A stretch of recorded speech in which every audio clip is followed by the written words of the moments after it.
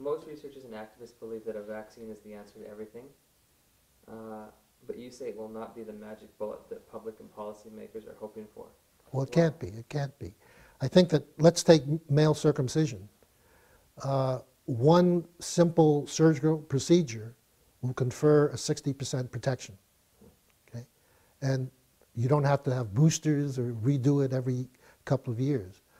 A vaccine, if it can be produced, and they've been trying for the last, 20 years, and they're still claimed to be 10 years away. But so if today they were able to get an AIDS vaccine licensed and ready for use, that vaccine at best would not match probably the 60% efficacy of male circumcision. It might, but it's not going to be 90, 100% effective. That's number one. Number two, who are you going to give it to? Number three, the cost, and it's probably going to be a multi-dose vaccine. It's probably not going to be cheap. So let's say you then are able to mount a big AIDS vaccine program.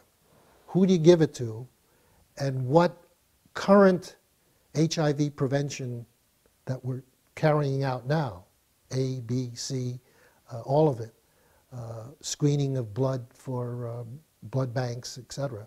What of all of the prevention measures that we have in place now will we eliminate? The answer is we have to keep all of them, as well as adding on a vaccine, which will be good, but the expense of that will be, this is going to be then additive, not detract.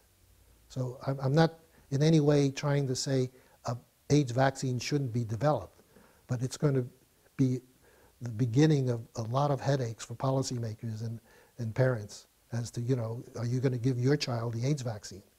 We're seeing this now with the cancer vaccine for girls, the papilloma, yeah.